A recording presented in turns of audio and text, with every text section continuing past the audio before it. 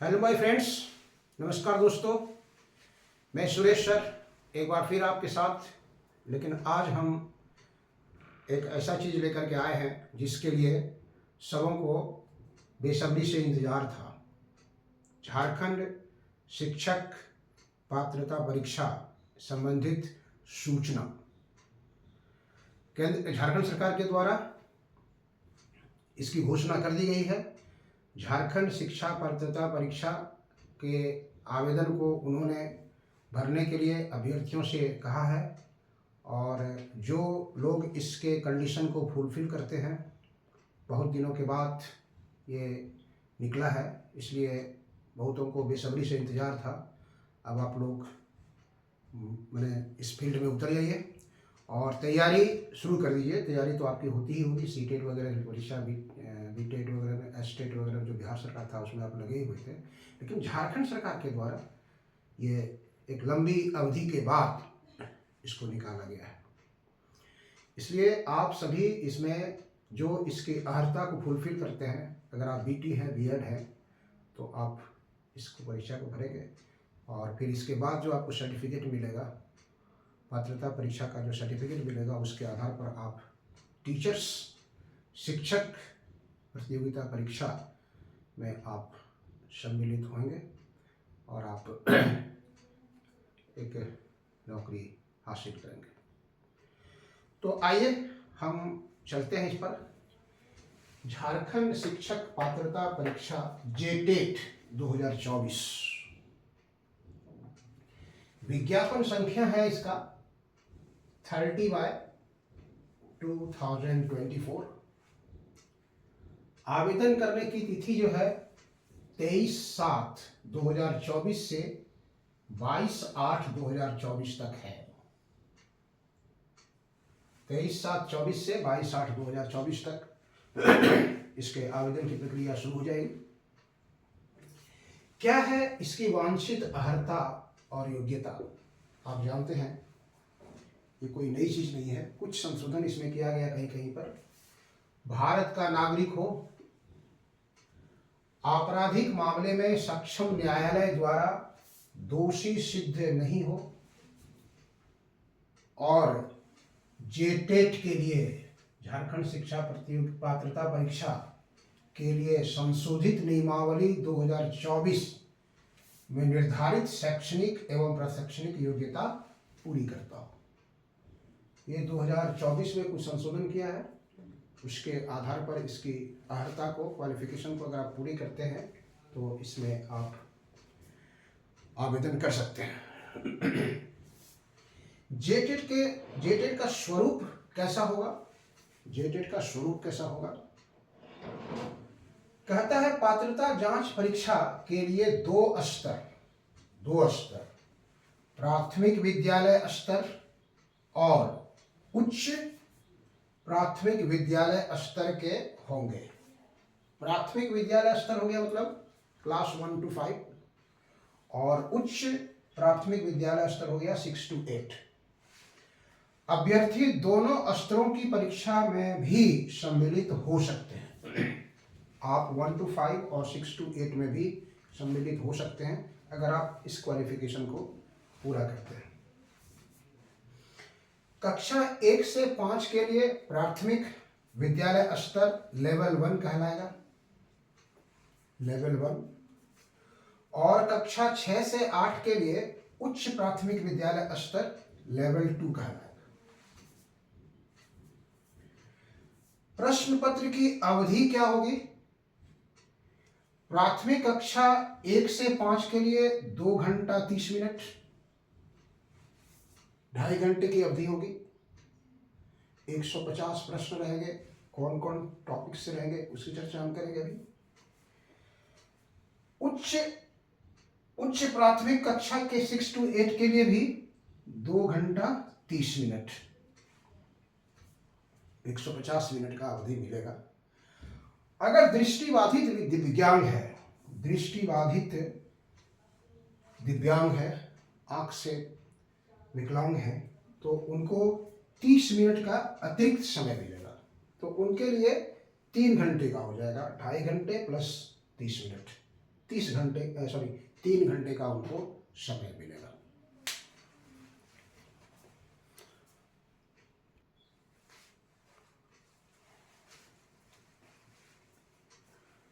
Question का जो पूछा जाएगा उसका सिलेबस किस पर आधारित रहेगा, उसके बारे में जो विज्ञापन निकाला गया है पेपर में, उसमें क्या सूचना दिया गया है उसको हम हूबहू रखने की कोशिश की है आपके लिए। देखिए क्या कहता है। कक्षा 1 से 5 के लिए प्रश्न एनसीईआरटी, सीबीएसई एवं राज्य सरकार द्वारा अनुमोदित पाठ्यक्रम के अंतर्गत कक्षा 11 एवं 12 तक के सिलेबस पर आधारित होगा। मतलब अगर आप क्लास 1 to 5 के लिए जेटेट का फॉर्म भरना चाहते हैं तो आपको बिगिनिंग से सिलेबस 11th-12th तक फॉलो करना होगा, क्लास 11-12 तक फॉलो करना होगा। और वो सिलेबस एनसीईआरटी या सीबीएसई या फिर झारखंड के है तो जेसीईआरटी के द्वारा जो बुक्स अलाउ किया गया, जिस बुक से क्लास में पढ़ाई होती है, उस पर आधारित आपको प्रश्न पूछा जाएगा। इसमें मैक्सिमम कॉम्प्लेक्स प्रॉब्लम्स या अधिकतम कठिनाई का जो स्तर है वो कहाँ तक जा सकता है, तो कहता है कि इनकी कठिनाई का अधिकतम स्तर 10+2 या उच्चतर माध्यमिक या समकक्ष होगा। मतलब क्लास 1 to 5 के लिए जो क्वेश्चन होगा उसका अधिकतम कठिनाई का स्तर जो है वो 11-12, 10+2 मतलब इंटरमीडिएट या उसके समकक्ष पर तक जा सकता है, वहाँ तक का आपको क्वेश्चन पूछा जा सकता है। ये था क्लास 1 to 5 के लिए। 6 to 8 के लिए क्या लिखा है देखिए। कक्षा 6 to 8 के लिए प्रश्न यूजीसी से, यूनिवर्सिटी ग्रांट कमीशन, विश्वविद्यालय अनुदान आयोग से मान्यता प्राप्त स्टेट यूनिवर्सिटी के स्नातक के पाठ्यक्रम के अनुरूप होगा। मतलब यूजीसी से जो स्टेट यूनिवर्सिटी मान्यता प्राप्त है झारखंड में, तो उस स्टेट यूनिवर्सिटी में ग्रेजुएशन का जो सिलेबस है, स्नातक का जो पाठ्यक्रम है, उसके अनुरूप होगा। और इसमें जो कॉम्प्लेक्स क्वेश्चंस मतलब कठिनाई का जो अधिकतम स्तर होगा, प्रश्नों के कठिनाइयों का स्तर जो है स्नातक या समकक्ष होगा। मतलब ग्रेजुएशन लेवल तक आपको फॉलो करना होगा। तो इसमें से मैक्सिमम क्वेश्चन आपको जो सिलेबस दिया हुआ है उस सिलेबस पर अधिकतम क्वेश्चंस कठिनाई का जो होगा वो ग्रेजुएट लेवल तक जा सकता है। ठीक है, ग्रेजुएट लेवल तक जा सकता है। उसके बाद सेकेंड लैंग्वेज के बारे में बताता है। देखिए, शिक्षक पद पर नियुक्ति हेतु अभ्यर्थी भाषा 2 के लिए कक्षा 1 to 5 के लिए कार्मिक विभाग के अधिसूचना संख्या 428 और कक्षा 6 to 8 के लिए अधिसूचना संख्या 1428 और 1427 दिनांक 10/3/2023 के आलोक में 15 भाषाओं में से किसी एक भाषा की परीक्षा देनी होगी। 10 मार्च 2023 को झारखंड सरकार ने कार्मिक विभाग में एक संशोधन किया जिसमें 15 लैंग्वेज को, रीजनल लैंग्वेज को, क्षेत्रीय भाषा को या जनजातीय भाषा का एक लिस्ट बनाया और ये बटा हुआ है, हर जिले के आधार पर बटा हुआ है।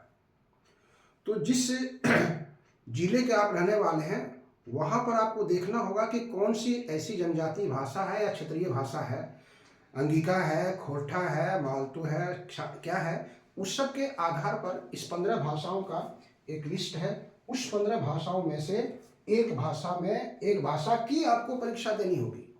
जनरल क्वेश्चंस के अतिरिक्त लैंग्वेज 2 में आपको एक लैंग्वेज की परीक्षा देनी होगी। ये मस्ट कंपलसरी है, जिसका सिलेक्शन आपको इसी में से किसी एक को करना होगा।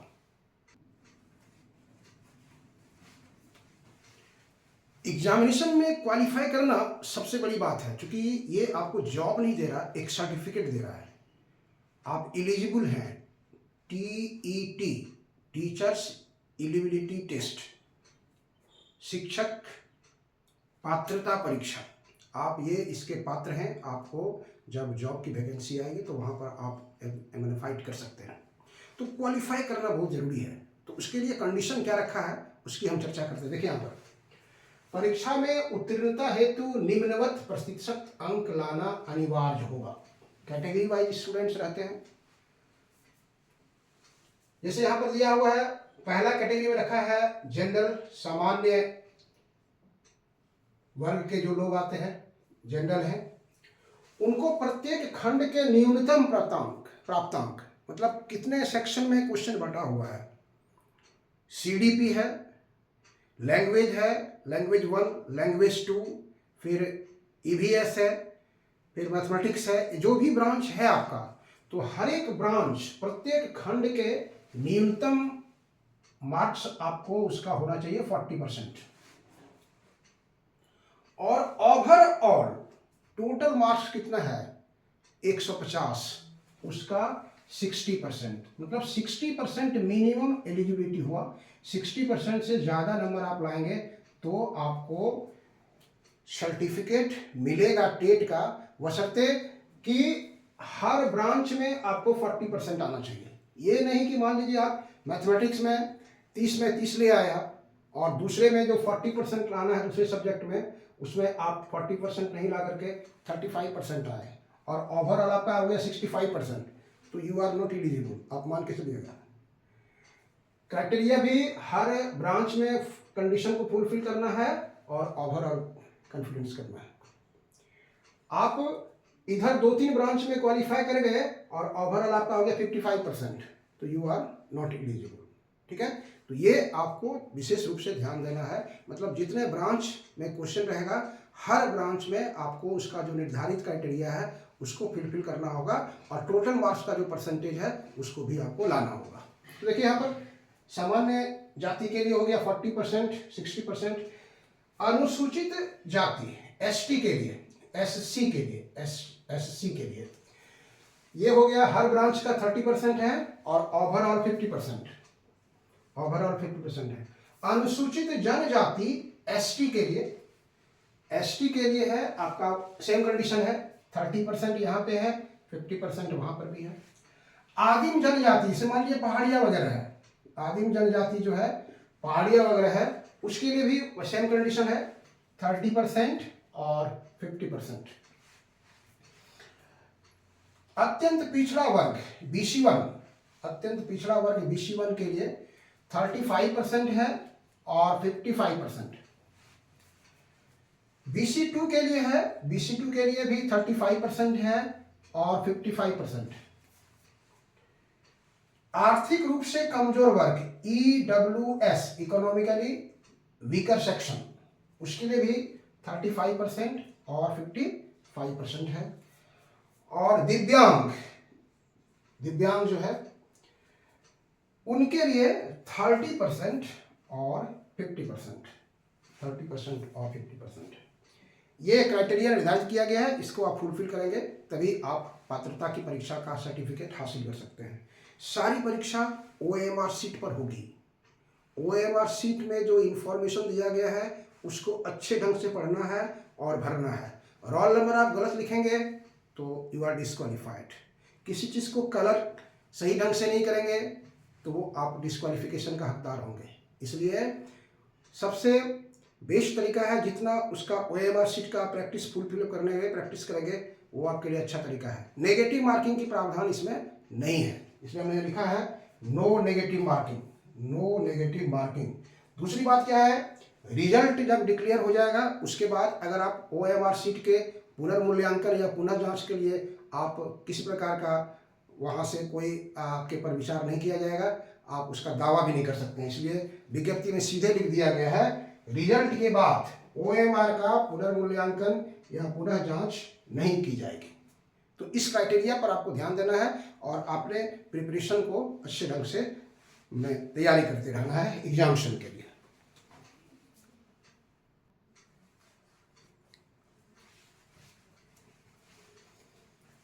एग्जामिनेशन फी कितना रखा गया है?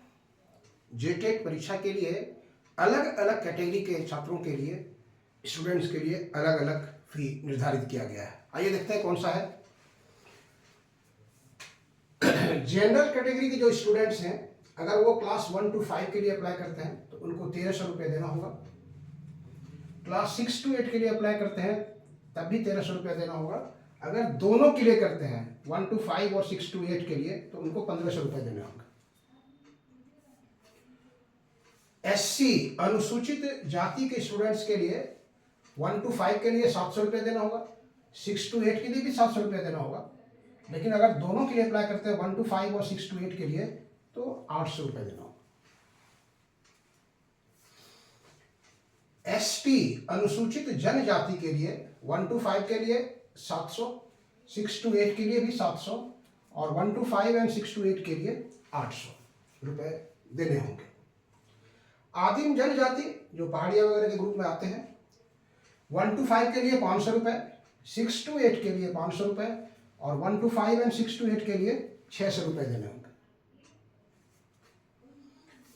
अत्यंत पिछड़ा वर्ग BC1 के लिए 1 to 5 के लिए 1300, 6 to 8 के लिए भी 1300 और 1 to 5 एंड 6 to 8 के लिए 1500 रुपये देने होंगे। पिछड़ा वर्ग BC2 के लिए 1 to 5 के लिए 1300, 6 to 8 के लिए 1300 और 1 to 5 एंड 6 to 8 के लिए 1500 रुपये देने होंगे। EWS आर्थिक रूप से कमजोर वर्ग, economically weaker section, 1 to 5 1300, 6 to 8 1300 और बोथ 1 to 5 एंड 6 to 8 1500 रुपये देने होंगे। और दिव्यांग के लिए 1 to 5 700, 6 to 8 700 और बोथ 1 to 5 एंड 6 to 8 के लिए 800। विज्ञप्ति जो जारी किया गया है उसमें लिखा है शुल्क राशि जमा करने के बाद वापस योग्य नहीं होगा, फी नॉट रिफंडेबल। एक बार आप जमा कर देते हैं और तब उसको आप वापस नहीं ले सकते हैं। अब हम आते हैं क्वेश्चन जो पूछा जाएगा उसका क्या मार्क्स का डिस्ट्रीब्यूशन होगा, उस पर हम आते हैं ताकि आप उसी ढंग से तैयारी शुरू करेंगे। और आपको ये फॉर्म भरने के लिए कितना शुल्क लगेगा इसकी चर्चा हमने अभी तक किया है।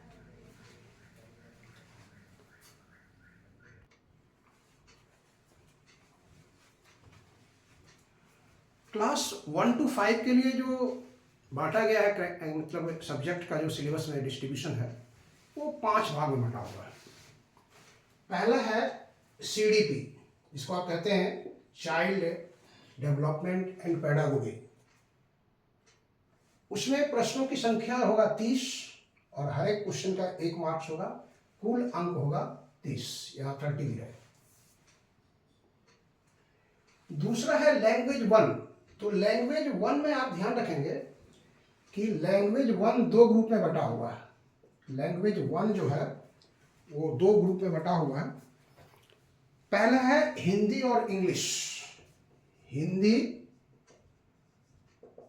हिंदी है और प्लस इंग्लिश। तो हिंदी से 15 क्वेश्चन रहेगा और इंग्लिश से 15 क्वेश्चन रहेगा। और दूसरा है Urdu plus English. Urdu plus English, तो उर्दू से 15 क्वेश्चन रहेगा और इंग्लिश से 15 क्वेश्चन रहेगा। तो लैंग्वेज 1 आपका जो सिलेक्शन होगा उस पर आधारित रहेगा। तो कहने मतलब इसमें भी 30 क्वेश्चन रहेगा और हर क्वेश्चन का 1 मार्क्स है, तो उसका भी 30 नंबर रहेगा। लैंग्वेज 2 आपको बताया कि लैंग्वेज 2 में जो 10/3/2023 को जो कार्मिक विभाग में संशोधन करके 15 भाषाओं का एक लिस्ट जारी किया है एग्जामिनेशन के लिए, तो उसमें से किसी एक भाषा को आपको रखना होगा और उसमें भी 30 क्वेश्चन रहेंगे, 30 मार्क्स अलॉटेड किया गया उसके लिए भी। मैथमेटिक्स में 30 क्वेश्चन रहेगा, 30 मार्क्स उसके लिए भी आपको अलॉट किया गया है। इन्वायरमेंटल स्टडीज पर्यावरण अध्ययन, इन्वायरमेंटल स्टडीज जो है पर्यावरण अध्ययन, उसमें भी 30 क्वेश्चन है और 30 मार्क्स वहाँ से भी रहेंगे। तो कुल जो हो गया आपको कुल प्रश्नों की संख्या हो गई 150 और कुल मार्क्स हो गए 150। 150 क्वेश्चन के लिए समय जो निर्धारित किया गया है जनरल कंडीशन में 150 मिनट, 2 घंटा 30 मिनट, 60 दुने 120 और 30 150, मतलब ये मान के चलिए कि हर क्वेश्चन पर आपको 1 मिनट का समय दिया गया है और दिव्यांग कैंडिडेट के लिए 30 मिनट एक्स्ट्रा मिलेगा, मतलब उसको 3 घंटा का समय दिया गया है। तो ये था क्लास 1 to 5 के लिए। अब देखते हैं हम लोग 6 to 8 में क्या कंडीशन है।